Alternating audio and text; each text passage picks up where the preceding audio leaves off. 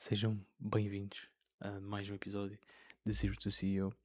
O meu nome é Tomás e hoje, antes de começar, já ia passar para o episódio, mas queria-vos dizer algumas coisas primeiro. Dizer que vocês são fantásticos. Hum, a reação ao vídeo foi bastante boa e foi bastante positiva. Portanto, vamos continuar com o vídeo.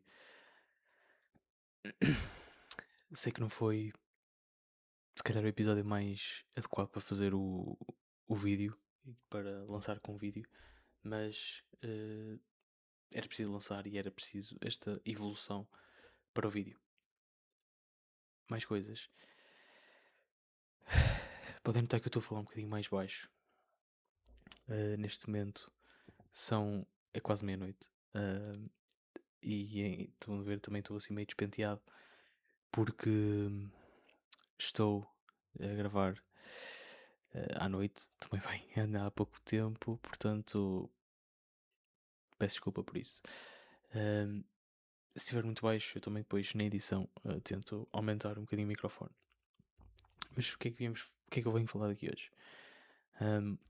Hoje eu vim falar de algo que se nota nas empresas. Eu li isto num eu já nem sei se foi no jornal, num site da jornal, não sei se foi no New York Times, que 88% das empresas dizem que usam inteligência artificial. E nesse artigo, os censos Bureau dos Estados Unidos, que mede um uso real, não aquilo que as empresas dizem, encontrou outro número completamente diferente. 20%. São 68 pontos percentuais de diferença entre o que se diz e o que realmente acontece. Isto chama-se Reality Gap da inteligência artificial. E ninguém em Portugal está realmente a tratar disto e a falar sobre isto. Hoje vou ser eu a falar, porque este gap que existe não é só uma curiosidade estatística, é a razão pela qual a Orion existe. Portanto, vamos entrar aqui um bocadinho em mais detalhe e perceber aqui o que é que acontece neste reality gap.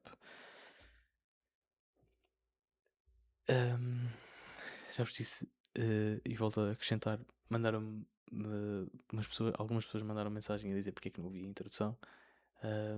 De momento estou a fazer sem qualquer tipo de, de introdução, para ser mais raw e não editar nada, porque eu não tenho um vídeo para passar, nem uma introdução toda bonita.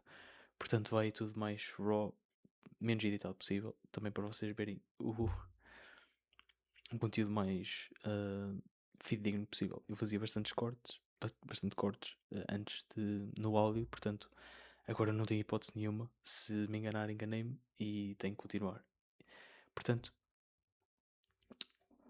passando agora ao tema, aqui uma pequena parte, deixem-me explicar de onde é que vêm estes dois números, porque a diferença entre estes dois números não é erro de medição. O primeiro número, os 88%, vem de inquéritos.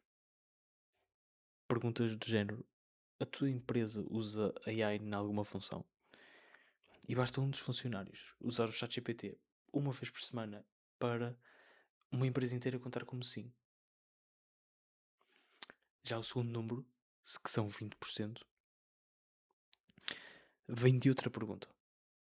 Não é já experimentaram inteligência artificial, mas estão a usar isto agora, neste momento, nas últimas 2 semanas, dentro de um processo real na vossa operação. E a diferença entre estas duas perguntas é a diferença entre intenção e operação. Também na mesma notícia, isto foi quase que tirado da mesma notícia, um estudo da IBM que dá ainda mais detalhe. São 85%, deixem-me tentar ver se não estou em erro, exatamente, 85% dos funcionários têm acesso às ferramentas de IA no trabalho só 25% usam as ferramentas com regularidade. São 61 pontos de gap. E o mais interessante é que este padrão repete-se em todos os setores: serviços financeiros, saúde, retalho, serviços profissionais. Portanto, se tu achas que a tua empresa ou a empresa onde trabalhas já usa a inteligência artificial, pergunta-te: é uma ferramenta que alguém experimenta uma vez ou ela faz parte do processo diário? A resposta honesta a essa pergunta é o que separa os 88% dos 20%. Mas agora passando para onde existe um gap maior, um caso mais extremo, que é a indústria. Se o gap geral é de 68 pontos, na indústria ainda é maior. Eu li um estudo recente apresentado há poucos dias no maior evento de automação industrial da América do Norte. Infelizmente não pude estar, nem pude visitar, mas gostaria bastante. Mostrou que 80% das fábricas americanas continuam sem qualquer tipo de automação. Ao mesmo tempo, 92% dos gestores de produção dizem acreditar que a inteligência artificial vai ser decisiva para a competitividade nos próximos 3 anos. Repara nesta distância: 92% acreditam, 80% não fizeram nada. Isto não acontece por acaso. A indústria tem obstáculos que um escritório normal não tem. Os dados existem, mas eles estão concentrados em máquinas extremamente antigas, sistemas muito fechados, formatos que não conectam entre si. Integrar isso é caro e bastante lento. Muito mais do que ligar uma API a um chatbot. E há ainda um segundo obstáculo, que é ainda mais difícil de resolver, que é a confiança. Se um algoritmo erra ao sugerir uma legenda para uma rede social, provavelmente não vai acontecer nada. É um erro. Mas se um algoritmo erra numa linha de produção, pode parar a fábrica inteira. E isso custa dinheiro real, imediato.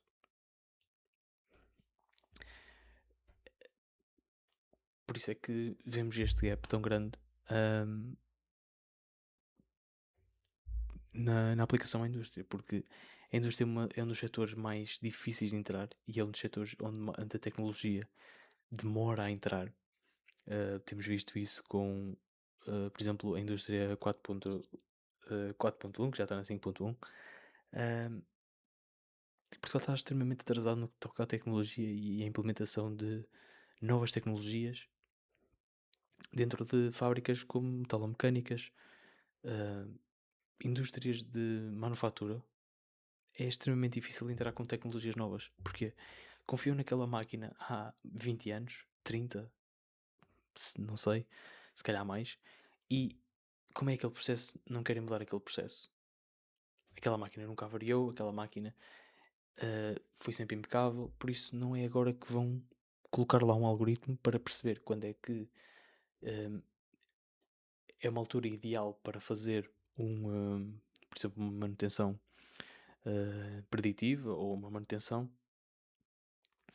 Não querem meter sensores porque a máquina não precisa disso.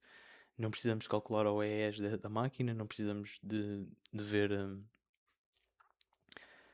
como é que a máquina se está a portar em tempo real. E isto é uma grande falha. Aqui entram vários fatores que não deixam esta tecnologia entrar. Uma delas é os gestores, não é? Os donos. Porque acreditam que se funcionou até agora, funciona até funciona há mais 20, 30 anos. E não é assim que funciona, não é? Todos sabemos que não é assim que funciona. Mais cedo ou mais tarde, se esse investimento não for feito, vai ter que ser feito a dobrar ou a triplicar. Portanto, claro que estou a falar isto porque tenho uma empresa que beneficia disso, não é? Beneficia troca, desta evolução e, hum, e não, mas também quero realmente que percebam que isto é o futuro e vai fazer diferença. Se temos pessoal nos Estados Unidos, gestores de produção, a dizer que a AI vai fazer diferença, é porque vai fazer diferença e que está a fazer diferença. Estamos a ver grandes empresas como SpaceX, Tesla, já têm controles de qualidade completamente automatizados com inteligência artificial, onde o produto passa numa ponte rolante com uma câmara simples 4K que vê o objeto e diz se aquele objeto está conforme ou não conforme. Se está não conforme, corta.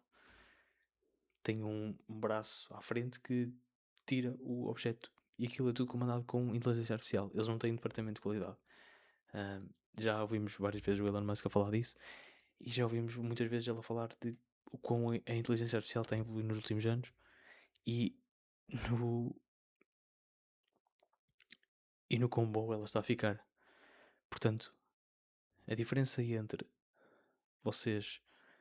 ahm, vou dizer, a diferença de competitividade de uma empresa para a outra, daqui a 3 anos vai-se notar qual é que tem AI e qual é que não tem AI. Vai-se notar esta competitividade. Vai-se notar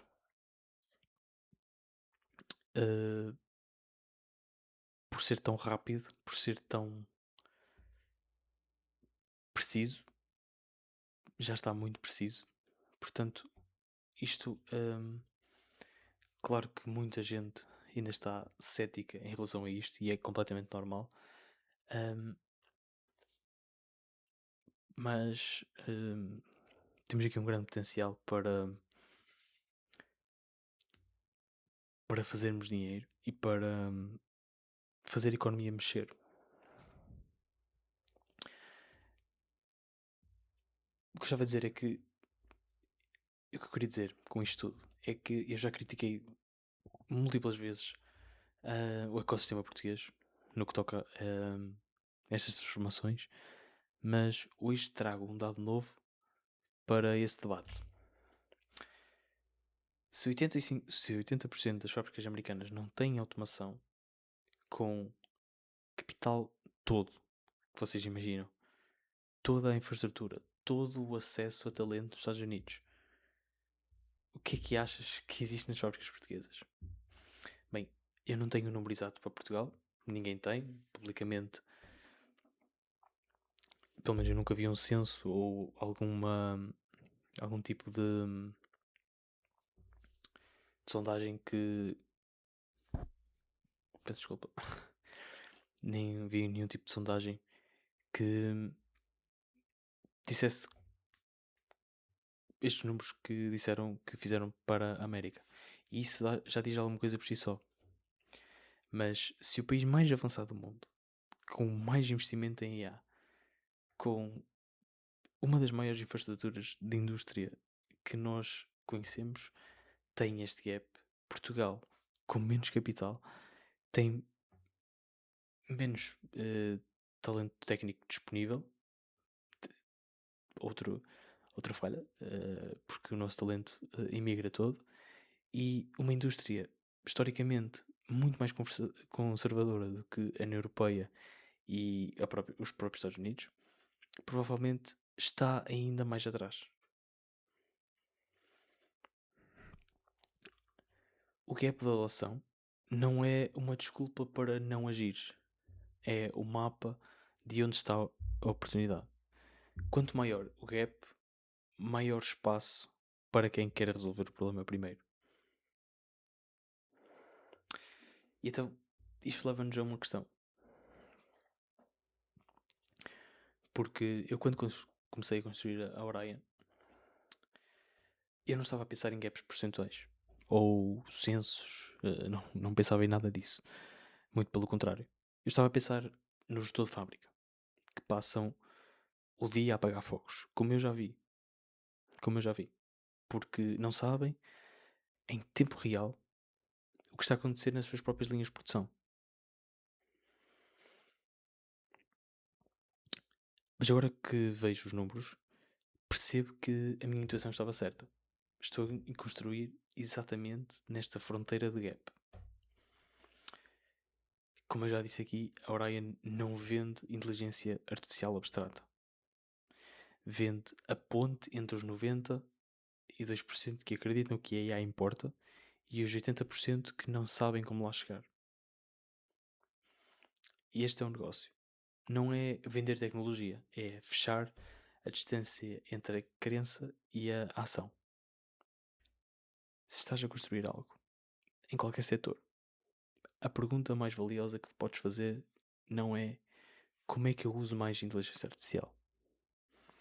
É onde é que está o maior gap entre o que as pessoas acreditam e o que realmente fazem. É aí que está o negócio. Bem, falei bastante da indústria, mas se trabalhas, por exemplo, em marketing, em serviços, numa loja, no escritório, este gap também existe contigo. Os dados mostram exatamente a mesma coisa em saúde, exatamente a mesma coisa em retalho, em serviço financeiro. Toda a gente diz que usa inteligência artificial, mas poucos a usam de forma que realmente muda o resultado do trabalho. A pergunta que eu te vou deixar não é sobre fábricas, é sobre ti. Tu estás no grupo dos 80% que dizem que usam, ou nos 20% que usam mesmo todos os dias, dentro de um processo real. Atenção, não é dentro de um processo, ou seja, sim, eu falo com o ChatGPT, peço uma ideia e acabou. Não. Se tens um processo na tua empresa, ou no teu escritório, ou etc., na profissão que faças, usas inteligência artificial para fazer um processo real. Essa é a questão. A resposta mais honesta a essa pergunta diz mais sobre o teu futuro profissional do que qualquer curso ou certificado. Bem, eu não sei quanto tempo é que este gap vai durar. Claro, pode fechar muito rapidamente à medida que mais fábricas veem casos de sucesso próximos, ou pode-se manter durante anos, porque a resistência à mudança na indústria é estrutural, não é só técnica.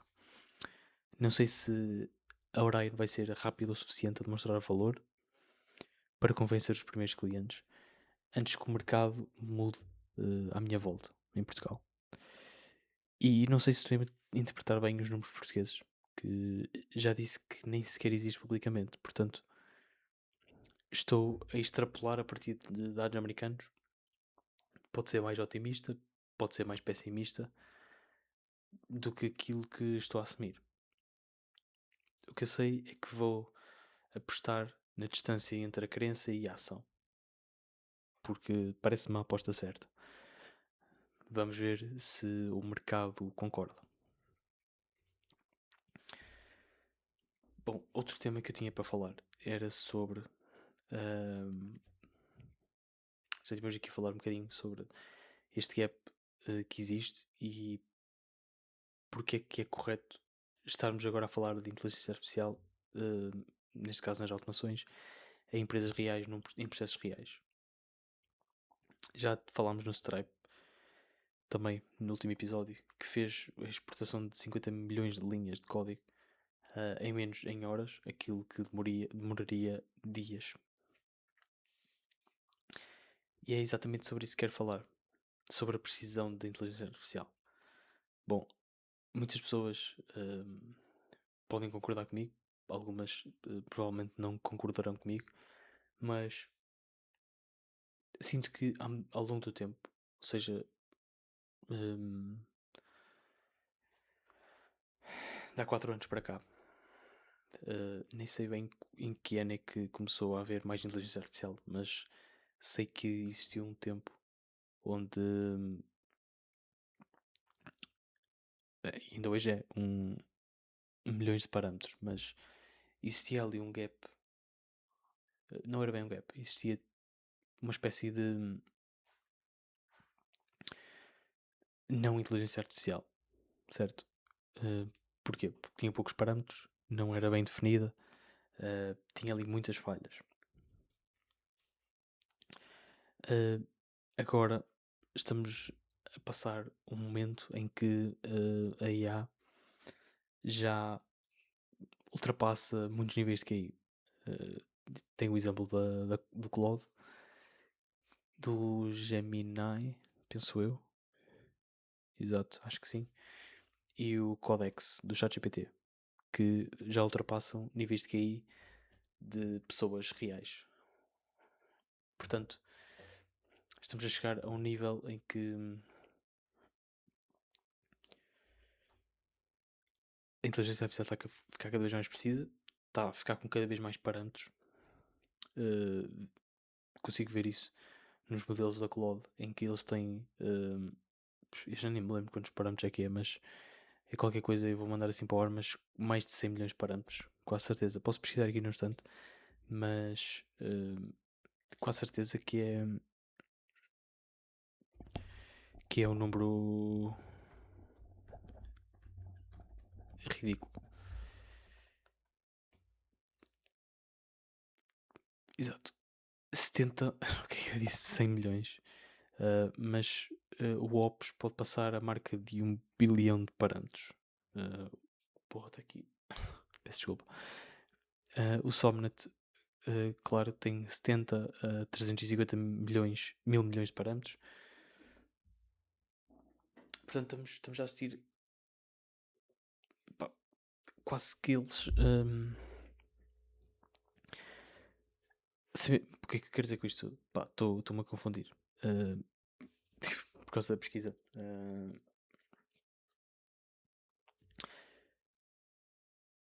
Portanto, há 4 anos não tínhamos tantos parâmetros quanto isso. Não tínhamos tanta capacidade quanto isso.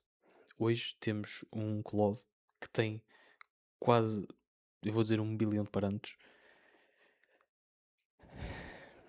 E é algo que está sempre a aprender. Isto está sempre a aprender. O Opus,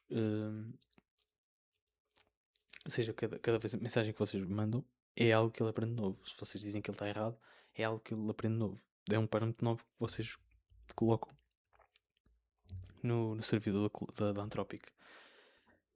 Portanto, estamos a chegar a níveis em que vai ser muito difícil e temos que chegar a um momento de autorregulação do mercado. Estamos a ver os mercados, principalmente os mercados financeiros, a flutuar, ou seja, a flutuar bastante. Não sei se é flutuar que se diz, ou seja, a ter várias subidas, várias descidas, também por causa da guerra, etc. E a inteligência artificial também está a fazer mover esse mercado com um investimento brutal de bilhões de dólares, provavelmente. E portanto, as pessoas, mais do que isto, também serve de aviso, porque se vocês, como eu já tenho dito neste episódio, se vocês trabalham com inteligência artificial, ou se vocês não trabalham com inteligência artificial, acho que é o momento certo para vocês começarem a aprender como é que se trabalha com inteligência artificial. Há muitos trabalhos que vai ser muito difícil de inteligência artificial substituir, não é? Mas pá, eu não acho impossível.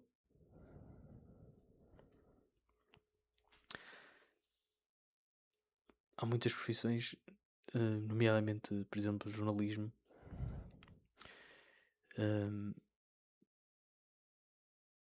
o marketing. Pá, há muitas profissões que estão a causar preocupação, não só a quem tem essa profissão, mas a quem analisa este tipo de evolução da AI. Mas o que eu queria dizer com isto tudo? Queria dizer que não vamos ter, provavelmente, uma substituição total do que é a intervenção humana no que toca à inteligência artificial. Estamos a ver muitos eu pelo menos consigo detectar bastante jornalismo e bastantes profissões de marketing a usar AI. E pronto, eu não consigo falar abertamente para as pessoas todas, mas pá, tentem usar melhor a AI. Não usem a AI como um fim neste momento. Ainda não está tão perfeito quanto isso. Vou dizer assim. Não utilizem como um fim, mas utilizem como um meio. É também não é um aviso, mas é um conselho de quem trabalha com AI todos os dias e quem basicamente acorda e mexe no cloud o dia inteiro até acabar o limite. Portanto, usem a inteligência artificial como um meio e não como um fim. Seja para os vossos trabalhos, falo mais para o jornalismo, para a parte das redes sociais, marketing, etc. Vocês têm um trabalho extremamente difícil, ok? Tão cedo, a AI não tem criatividade, ok? E vocês podem usar esta criatividade para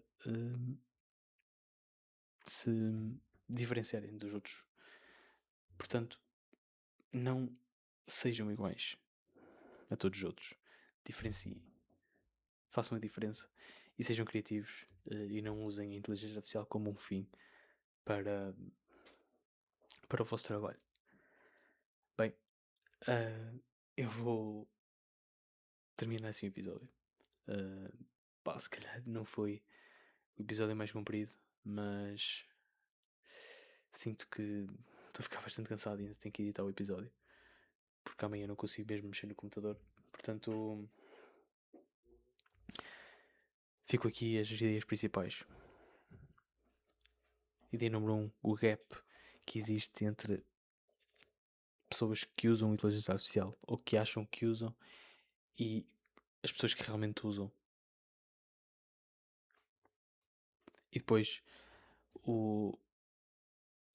aqui uma certa consciencialização do que é a inteligência artificial e usem como um meio para atingir um fim e não usem como um fim.